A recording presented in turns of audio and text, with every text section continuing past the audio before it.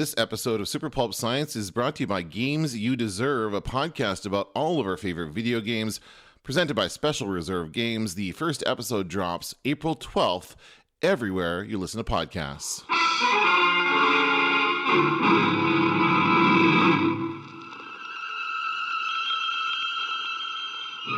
Attention, citizens! It's time for Super Pulp Science!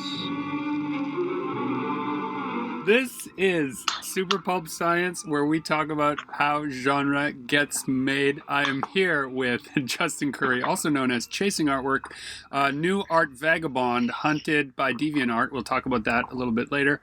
And our producer, Dan Vadeboncoeur. Guys, we won't dwell on it, but there's a few changes going on in the world. Number one, no fan quest. Yeah, we were kind of forced to cancel it. It was going to be, I mean, everyone could kind of see the writing on the wall anyway, but I mean, we made it official this past week that we have to postpone and or reschedule our event. Basically, every show right now is either postponed or canceled. And Diamond Comics Distributors is closed, so the worldwide comics distributor took in 3 weeks worth of books, but then didn't ship them out, closed, and then announced that they may close due to financial difficulties. Oh, permanently? So we're talking about the potential Armageddon in comic book distribution. Not to be... Wouldn't that be, is that necessarily a bad thing? Like, were they a well-run company that everybody No, they sure were. With? If you were anything but Marvel or DC... you didn't get the best. In fact, when we released Infinitum, they sent it back to us. They did carry it after all, but they originally didn't want to classify it as a graphic novel because they said it had too many words. Right. So, that's the kind of comics distribution we're talking about. I don't have much experience with them, but just from the rumblings at Comic-Cons from different artists, I didn't get the sense that many people liked that they were the option that you had to go with. And back in my misspent youth, I was a manager of a comic store, and then I owned my own. So we dealt with Diamond all the time. They were not great to work with, but they were the only game in town. And often you would, if it was a hot book, they would limit your orders. They would say, oh, I know you ordered 40 and I know you paid for 40 of those or maybe 100 of those or whatever, but we only sent you 20. Sorry. We credited you on the next book from that title series, which isn't the one I wanted. Not the so one I you ordered. Can't even get more of what you ordered. You're right. You're getting the next best thing. Yeah, that's how they would often do. And then so you'd have to raise a ruckus in order to get it done properly. And if you were just a smaller story, we're not some giant national account, just imagine how much priority you got. Right? So I am not too upset about that, even though it's really in the short term going to be really hard on comics creators if that happens. I don't think it will. They're well positioned. I'm sure they can get all kinds of bridge loaning if they need to. Maybe a good idea to shuffle things up. Yeah, a good. And also, actually, I just now, well, that's so funny. I just now received a message from somebody, a report from Comic Book Resources that says publishers develop temporary distribution solutions via Comic Hub. Lots of the comic folks I know have been chattering with me about what this effect will be, and we had all more or less predicted that publishers aren't going to sit around waiting for someone else to solve their problems, so it looks like that is in fact what happened. So more on that later. So the world is different now, but people are still going to make things and going to put them out, and that's what we're doing. You are on this April 1st, Justin, wanted by the committee that runs DeviantArt. Did you know that? Yeah, I thought that was well done, their little April Fool's thing. Dear listener, on the front page of DeviantArt is a list of artists who have violated the terms and services of this character called Hoofs. Which Hoofs, is the band character. So the April Fool's joke on DeviantArt is that they've banned art related to this weird I don't even know what the hell he's supposed to be. A unicorn? So it's a unicorn with a big mustache and a mane and human. His front hooves are human hands, and his back hooves are bananas. And it's as creepy and weird. And there's a snail hanging out with him. He's got a snail buddy, and he has wings as well. So exactly what you're imagining, that's pretty much what it looks like. It's not a very coherent It sounds like design. lyrics from a Tom Waits song. His front feet are human, his back feet are bananas. Potassium. Yeah. So what I was so pleased about by that was that the art community is still having a laugh out in the world. You got to be part of it. Why don't you tell the dear listener how you got to be internet famous again? DeviantArt reached out to a bunch of kind of established artists in their community, and I was included in that, and commissioned us to draw this band character that they're going to be revealing on April 1st. So as soon as April 1st hit, we had, there was about 24 artists had these scheduled posts. So the second midnight hit, my artwork went live. I'd set it up a couple of weeks ago. They were really on top of this. So this artwork pops up, and they put up this big journal saying, don't submit this character. This character is banned. These artists have broken the rules. And it was, just this big gallery of a bunch of fairly talented artists drawing this completely stupid, inane character. And then a lot of people weren't understanding what was going on. They're like, I don't get it. Who is this? Why is this banned? It was great. I've been participating on the DeviantArt site since 2009, 2010. I've been kind of putting my artwork up there and using the site for quite a while, and managed to gain a fair following. It's a big online community of artwork, so I have a pretty good following there. I would say it was kind of the go-to for artists, and now would you say ArtStation might be the new? It's hard to know. For the sake of the dear listener that maybe doesn't know what we're talking about, why don't you tell them what DeviantArt is? DeviantArt is a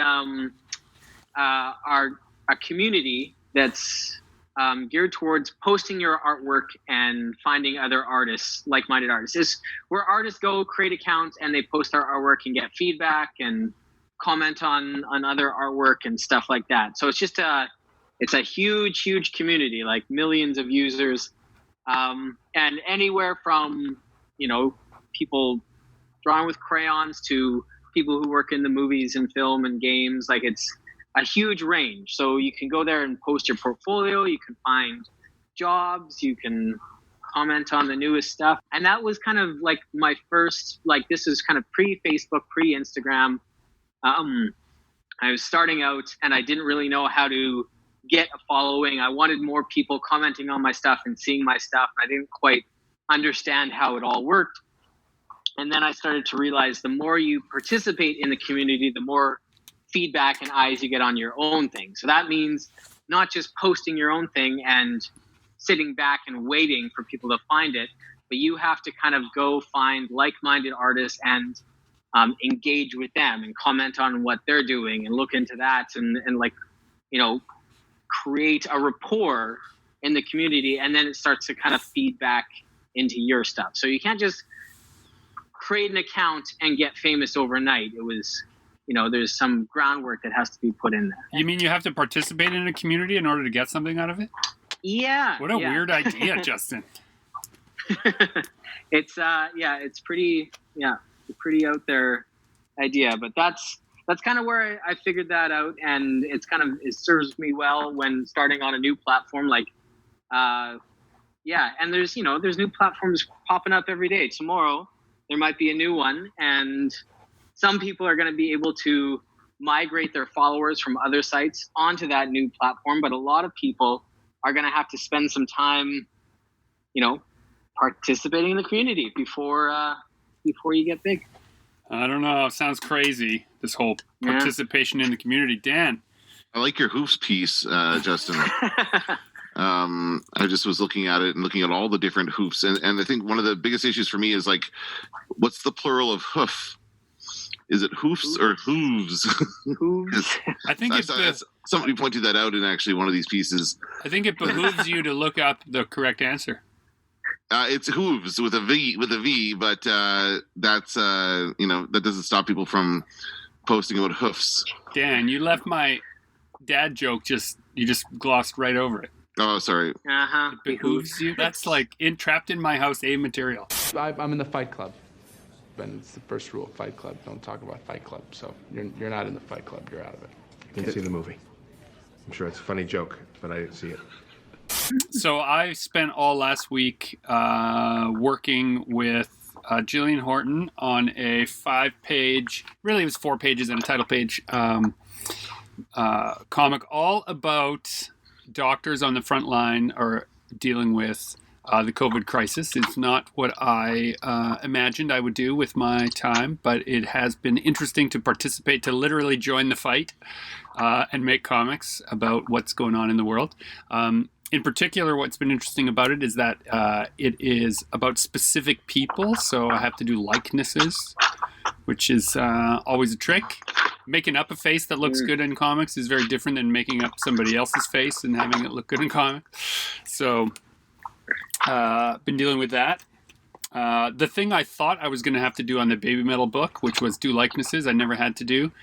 Instead, I've been doing it working with doctors. So we have another one of those lined up for next week to work on. Shout out to Lyndon Rachenko, who came on to be a sudden and a very flexible letterer on that project. He just sort of came in at the very last second when I said, to meet the deadline, I can't letter it also. And he has pivoted on all of our changes. He's been great. Full disclosure, Lyndon also works on the FanQuest stuff with Dan. Yep. He is a... I've got his book right here. Where is it? Somewhere. And he and Stephen Call did Infinite Universe, and they've got a couple other comic projects on the go right really now. Cool book. Lyndon's got a new they've got some new ones coming out. They were planning to launch one at FanQuest. Yeah, they have a few to launch. Hero Man, I know, is coming up real soon. We'll have to get him on to talk about that. Yep. So it's been really interesting, but it strained my relationship with Justin, I have to say, because I kept texting him hospital illustrations, and so he was his feedback was nice and pleasant, and then at a certain point he said, "Okay, start sending me nice, uplifting things from now on." You'd capped out on depressing world issue texts, and I'd had enough. So he had enough. He set his boundaries, set his limits, and I think that's important in this time, that you have to know what your limit is. So that was good. So I immediately started texting him some images of a Daredevil project that I'm working on with no permission whatsoever. This is important to say. So to fill the wee hours of the morning when I'm having trouble sleeping right now, I've been working on this Daredevil versus the Owl story that I've always wanted to make. And a collaborator of mine from Z2 Comics, Sridhar, shout out to him. He and I started talking about this at New York Comic Con way back. And when we got into Quarantine Zone, he said, maybe this is time to put that pitch together. So we started doing it, not because we have a great chance right now of getting it made, but because it's really important to just do things because it's fun right now. Also, I love the idea of you doing it as a free giveaway with something else. You ran into another artist at New York Comic Con. Yeah, Daniel Warwick Johnson does that with these Star Wars books. He does these bootleg Star Wars comics. Amazing. Best Star Wars comic you ever read, Dan, ever in your life. Does he work for Disney or Lucas? Like he's right in there. I don't know if he did. I think those are just him. What's his name? Daniel Warwick Johnson. He's working on a book for DC right now, Dead Earth. It's a Wonder Woman story. He writes and illustrates typically. And so when I asked him what's the deal with these Star Wars books, he says, well, you can't buy them, but I'm accepting donations. And then I give them to you as a reward. Or if you buy any of these other things on the table, you can have one. I'm like, but you only have these. He's like, yeah, funny. So, Which I kind of love. Yeah, so I gave him a tip for being a great guy, and I got these... the most incredible Star Wars books I've read. Wow. And this like bootleg idea, it's not the first time I've seen it. There was a guy I knew, I can't think of his name now, but he had drawn his own version of, what was the name of that movie? It starred Strider, what's his name? Viggo Mortensen. And then he's like in the diner, and then these like mobsters come in, and then it turns out that he's not just a regular diner guy, he's like a super killer. History of Violence? History of Violence. History of Violence. He had redrawn his own graphic novel version of A History of Violence. And so he had it on his table, and I was like, what's this? And he's like, it's A History of Violence. I'm like, okay, I'll buy this. This looks amazing. He's like, no, you can't buy it. It's free if you buy this other book of mine, because he couldn't sell it. So he used it as an incentive. And I'm sure all the lawyers out there who are listening, including you, Lyndon, are like, wait, that's for sure still not legal. Who knows? Is that not a bulletproof vest? Come on. Yeah, it's a super. We beat the system.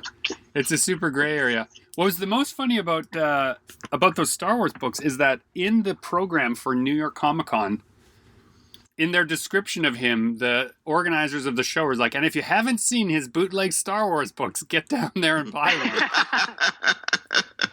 So it's really, who knows what's going on. Are there, do you have any stories of somebody doing a fan comic of, Batman or Spider-Man or whatever, and that was their in for Yeah. What's his name? Francavilla. He does the Black Beetle for Dark Horse and a bunch of other things. He does covers for every bloody story. But apparently he did this Ashcan just for fun Black Panther book, and that got him working with Marvel to begin with. Well, like, isn't that the submission for some of the comic book companies? Like, you want to work for DC, do 6 pages of Batman. Well, we probably won't get you on Batman, but we'll get you on something else. So here's the thing. What is, it's like we've said before. We've talked to editors at both companies that have said, we don't have the imagination you think we do. Show us what you mean. Right. So to me, that's how I'm looking at this. Is it's a portfolio building piece that allows me to say, if you give me your properties, I can make them in my style. And so why would I just do what someone asked me to do? No, I'm picking the character that I like most from comics, Daredevil from the 80s, early 90s run of Daredevil. And one of the most underappreciated Daredevil villains, the most poorly used, in my opinion, the Owl. He could be so amazing. And we're going to make him so amazing and scary. And it's going to be a great little story. And nice. What's it for? At the worst, it's practice. At best, it's a resume. If the world ends, I'll at least have made my Daredevil book I always wanted to make. So it's a bucket list thing, too. That light at the end of the tunnel, guess what? That's not heaven. I'm getting you. That's the sea train. Yeah, and you've been working on your Muse paintings. Yeah, I've got, I've been basically drawing a lot of clouds and rocks for Dragon Nanny, and plopping in the middle of all this element building. I've been putting these huge stone temples that are shaped like they're women's statues. And so I'm coming up with kind of the lore of them all. And there are these massive temples kind of set in a fantasy world that come during certain circumstances. So the one is summoned by a sheet of music that if it's played, she appears and brings a storm. There's another one that appears if you're facing unsurmountable odds. She'll give you a weapon that you need to defeat your enemies. And there's another that's she's summoned by hunger, but they're all kind of like tools, so they can be misused, kind of thing. One of those, like, it could be a gift, it could be a curse, kind of depending on the person who wields it. Every tool is a weapon if you hold it right. Right. I think I'm quoting Ani DeFranco there, so sorry, 90s music lovers. So I've been doing that, and I have been catching up on some video games, which has been kind of nice. I found it was kind of tricky to get back into gaming. It's almost like when you stop reading novels for a while. When you go back to reading novels, you find it just takes a while to kind of get back into the rhythm of it. For sure, yeah. Or like drawing too, right? Like if you stop drawing for a month or two and then you get back to it, you find like you're pretty rusty.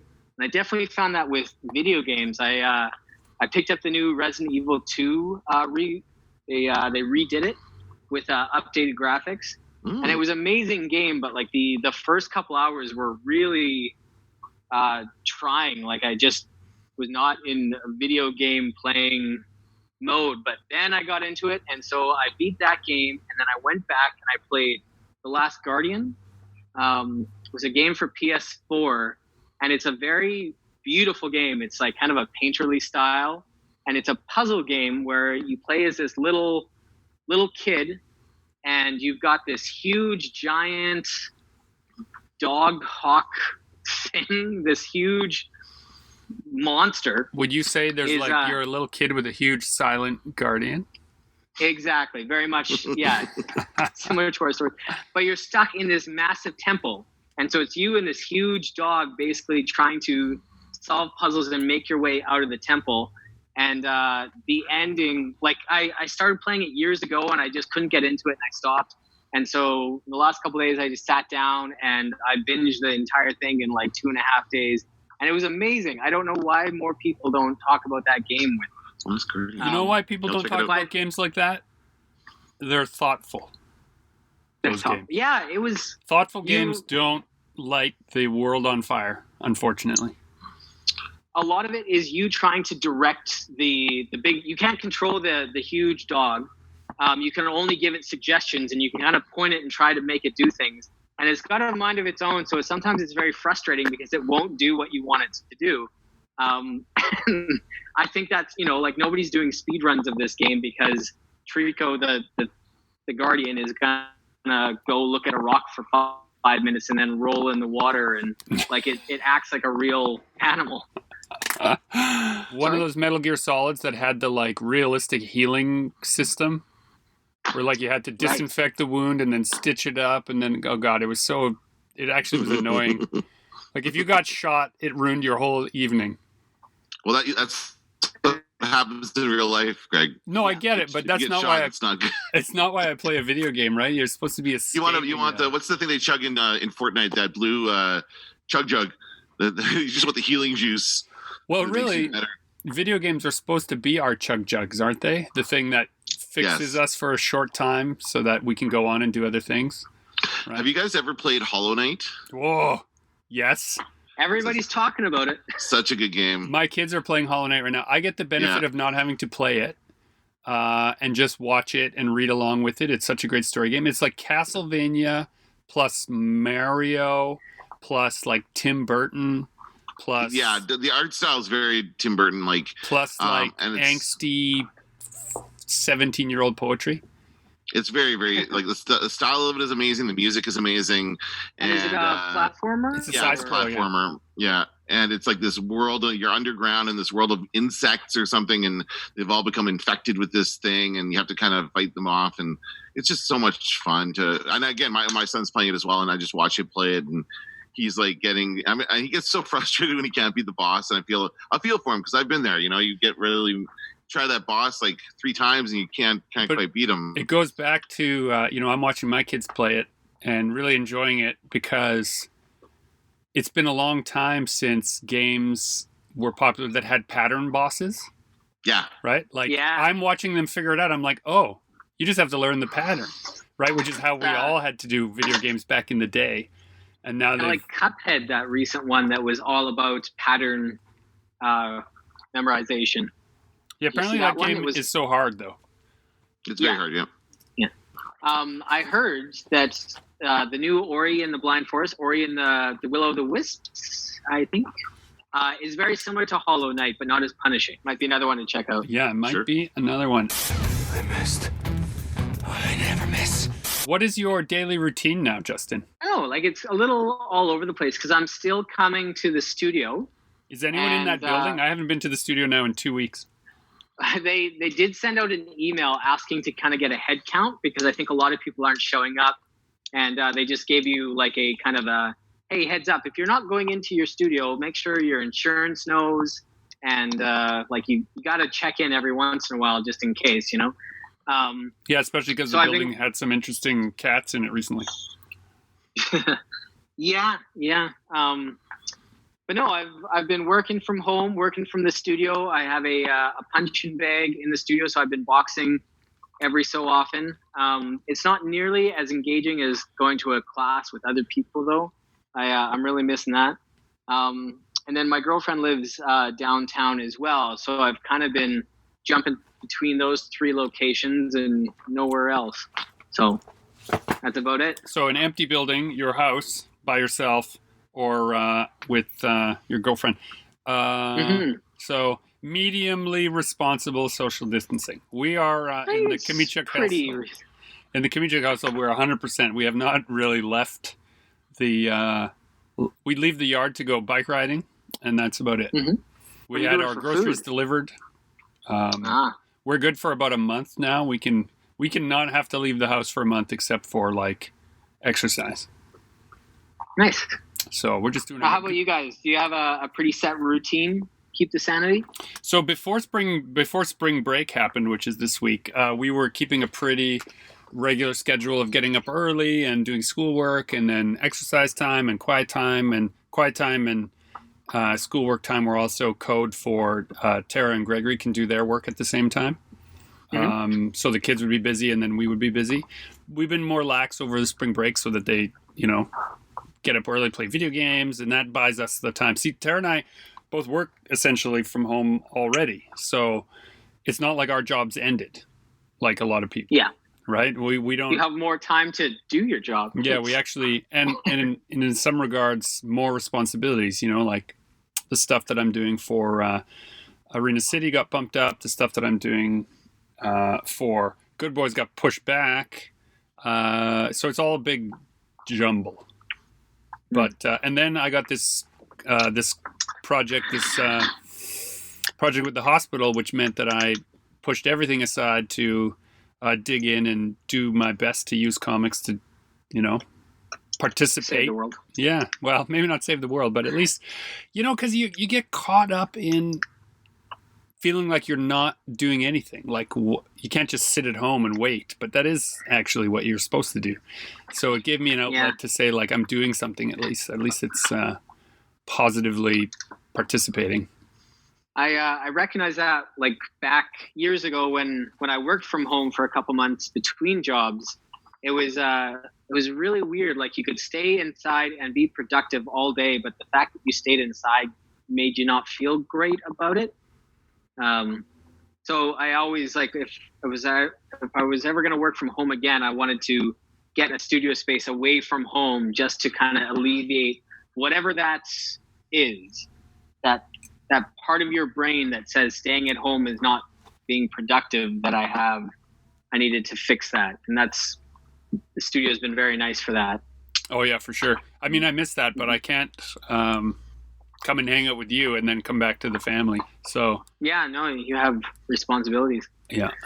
How about you, Dan? Routine changes.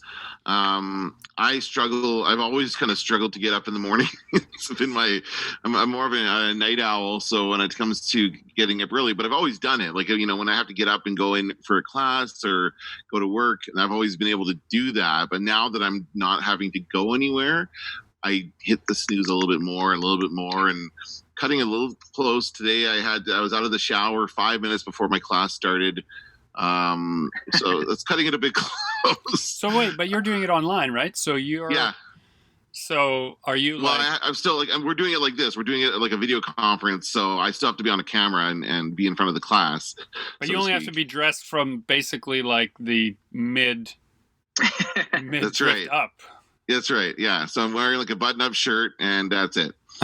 No, I'm wearing usually sweatpants or something like that, something comfortable.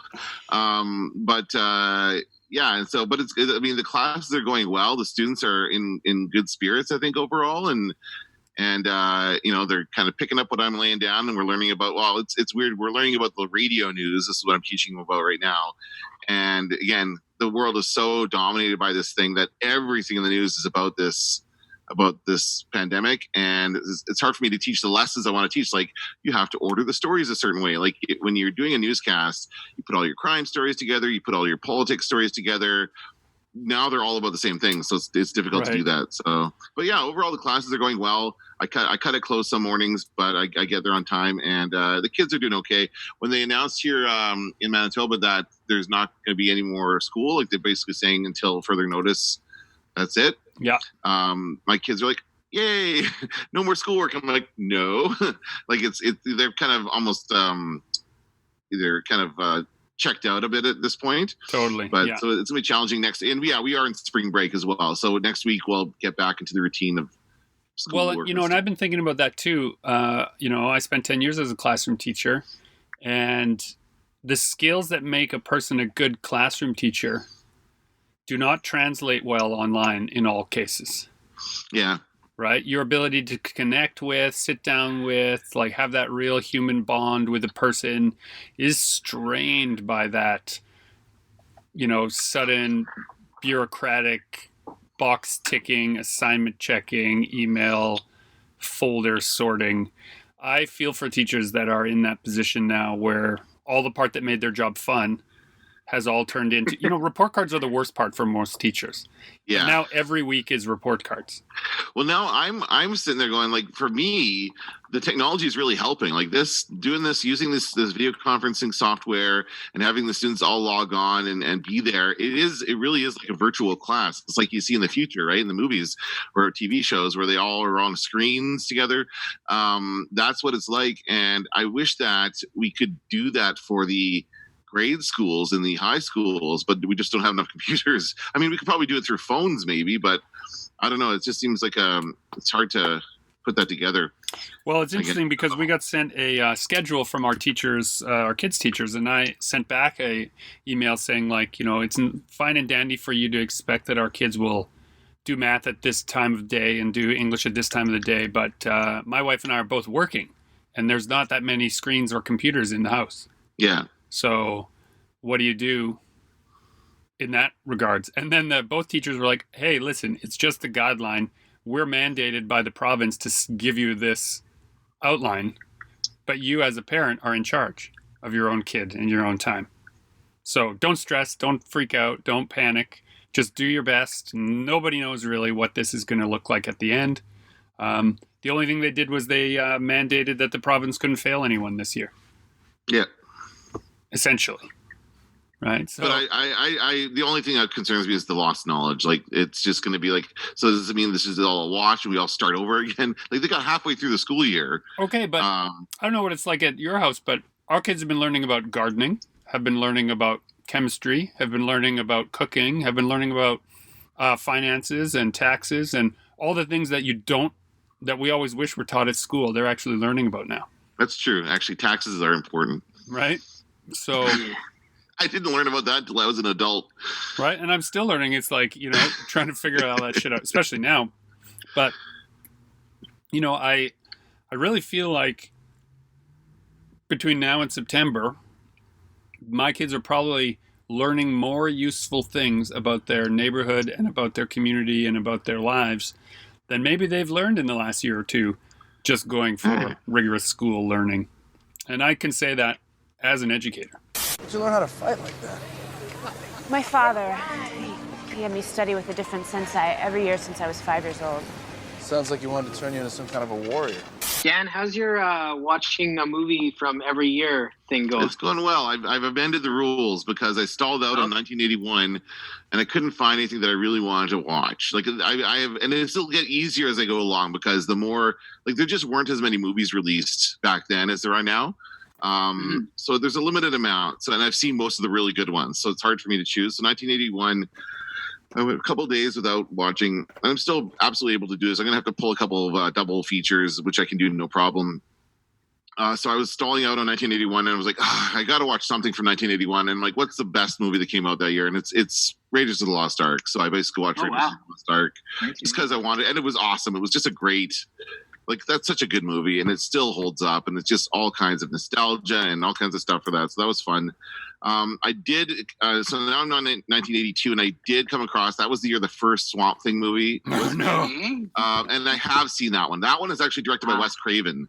What? Yeah, the first Swamp Thing movie was Wes Craven. So I have seen that one. So I will watch the sequel when I get to the 90s, whenever that was released. But yeah, it's fun. In for a treat. I can't wait. Like, it's again.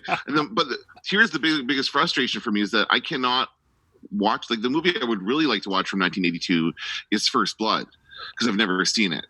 But I can't find that anywhere. You're talking about Rambo? What's that? Talking about Rambo First Blood? Yeah, Rambo First Blood. Oh, it's so good. I think we have it in the studio. Well, can I come down and pick it up? Because Well, if you don't mind catching COVID from Justin, then yeah, go get it. I'm sure I won't. Actually, one place I haven't searched is iTunes. Let me check quickly. iTunes. I just wish that these movies were like, I sold off my DVD collection a long time ago. I never had this movie, but now I'm like, I wish I hadn't, because a lot of stuff is not available on streaming, right? So that's the only thing I would want to. Oh yeah, I can rent it. Okay, never mind. I can rent it on iTunes. Yeah, I didn't think to check iTunes. The history of First Blood is actually interesting. A little soundbite there is that the original cut of the movie was so awful that everyone was sure it would be terrible, and even Sylvester Stallone was like, "Oh God!" But then they had to do the press junkets for the film to promote it, and so he was telling everyone what a great film it was and how amazing and it's going to be so great. And then they recut it into the film that exists today. And so when he was at the premiere seeing the good version, he came out of it, and there's an interview soundbite somewhere that you can see where he looks legitimately surprised at how good the movie was. Right? He's like, "That's a really great movie." Like, he just sounds so surprised. But it's the only movie that has real human drama in it. Every other Rambo movie after that just becomes about his biceps and how many rounds of ammunition he can shoot. Yes. The first one is, a post-traumatic stress soldier hiding in the woods from society. Mm-hmm. Yeah. That's why, again, I have seen the one that sticks out for me for some reason is Rambo 3. That's the one I remember seeing as a kid, and I've seen most of the other ones, but yeah, that's the one I would never. That's the one. Part of the goal of this challenge is to fill in the gap of stuff I haven't seen, because sometimes you just don't see it, you never get around to it, and so that's definitely one of the movies I want to see. So I keep posting about that stuff on Instagram. I noticed, Justin, you commented on one of my posts. I watched Battle Beyond the Stars last week. And that one was a shocker because it was surprisingly good. Right. It's really interesting. It's, on the surface it looks like a Star Wars ripoff because it came out in like 1978, and the first ship you see looks very similar to the blockade runner in Star Wars. But that's the bad guy's ship. What? Coincidence? Yeah, well, there's that, but it's actually basically it's an adaptation of the Seven Samurai. Yeah, in space. So that's the story, and I'm like, okay, so they're just taking they're going the same route as George Lucas, so they just adapted another Kurosawa film. Instead of Hidden Fortress, they did Seven Samurai. Yeah, so it was fun. It was like a lot of great kind of. You said the models were great. They were very, very good. For the budget, it was like a $2 million movie, so super low budget, but still really well put together, until you realize that it did come out the same year as what was the other one, like Close Encounters or something like that. Like, it was just so not as good as those other movies. Yeah, for sure. We've been digging into, so the issue here at home with we have a big library, and I have tons of graphic novels, like so many, but so many of them are to my taste as an adult, and so the kids can't dig into those in the same way. It's just not appropriate. So much of that work is not appropriate for a 9 and an 11-year-old. But so I went into the basement and dug up all my comics from when I was 10, 11, 12, 13, and watching them dig into those stacks. And I'm not like one of these collectors that tries to keep everything pristine, right? They open them up, they take them out, they read them. If they get wrecked, whatever. The purpose of a book is for it to be read.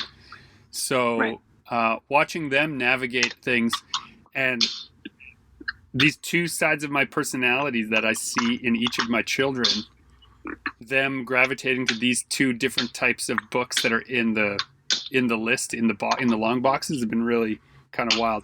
But also, I have rekindled my love of old Valiant books. Jim Shooter, he was a problematic figure in comics, but man, those old Valiant books, so great, so great. Bullseye. One thing that I've been spending a lot of time doing in the last 24 hours is studying all the different ways in which different artists from 1970 to 1990 rendered Daredevil's horns. Oh, interesting. There's a lot of weird horn math been going on in my sketchbook. But I've narrowed it down to like the best horn placements on Daredevil's mask So like when you're drawing a face, right? You draw the oval. The middle of the eyes are always in exactly the middle of that oval. The bottom of the nose is always halfway between the eyes and the chin. And the middle of the mouth is always halfway between the nose and the chin. And Daredevil's horns should always start halfway between the eye lines and the top of the head. That's when it looks right. Anything else doesn't work. So high, kind of like high up on the forehead type of thing. It feels like that, except that the head is curved, right? So that when you do it in 3 dimensions, it comes out differently. But then when I compared it to all the actual practical designs that were in the Daredevil TV show, it doesn't work at all. Like the Daredevil TV show almost gives him cat ears at the right angle, I realized. But so they were always shooting around it so that it comes off as devil horns. But at most angles, it would look like cat ears if you were drawing it that way. Yeah. Yeah, it's been really weird to look at all the different ways in which people... Like there's a style guide. There's obviously a Daredevil style guide that Marvel has and you can get a hold of and you can look at. But just trying to figure out how to render something in my own style. Because I really like doing heavy drop shadows and heavy blacks and all that kind of stuff. And so figuring out what the shadow is that will be cast by Daredevil's horns onto the face has been a bit fun, and realizing that you just shouldn't. You shouldn't do it like real physics or real lighting because it always looks wrong. It doesn't look like Daredevil if you do it that way. And so looking at what everyone else has done, from Gene Colan to Frank Miller to Dave Mazzucchelli, they just break the rules of how lighting works and just draw it the way they think it looks cool. Here's the question I've always had about Daredevil's costume. His eyes are covered, right? Correct. But it looks like he has eyes. Like his costume makes it look as though there's eyes there. Correct. But is that because he doesn't want like the bad guys to know that he's blind? Correct. Yeah. Okay. It always kind of bugged me as a kid. I'm like, well, he's blind. Why does he need eye holes? Because in some ways it looks like he has eyes. They're just red. Yeah, because it's like, in a lot of the stories, he uses to his advantage the fact that people think he's relying on sight. Right, because they try to fake him out or something, and then he doesn't react to it. Okay. Yeah. And there are some incredibly nuanced and dramatic stories in the Daredevil arc, and there are some of the schlockiest, most terrible comics I have ever read. I realize I collected them just out of loyalty back in the day, but fuck, are they awful? Some of them. I haven't. Yeah, I also used to collect Daredevil, and he was up there. I really liked. I like his powers. I like kind of the idea behind what he's doing. It's very similar to Batman in a lot of ways. But how dare you, sir? That is not even. Well, Batman doesn't have powers. Batman doesn't have any powers. That's not even. Daredevil has tons of powers. Number one. I know. Number two, Daredevil is a street level character. And number 3, Daredevil is not aware of his own failings hardly at all. Reading through it, I don't know if it was in the early 80s, if maybe nobody realized the toxic masculinity that was going on. But Daredevil is the worst. He treats women so badly. Oh, does he? Often. But not on purpose. Like, he's trying to be noble. He's always, like, trying to be the noble hero. But he just has a string of the most, like, horrible relationships, one after the other, and is never aware, it seems, that he's the problem. Right? He's almost like it's right on the edge of nearly being in these abusive relationships with women who he's lying to them all the time, and then when they finally find out he's Daredevil, he has a big screaming match with them, telling them like he can't give it up. It's like, looking at it as an adult now, I'm like, whoa, that is not a healthy man.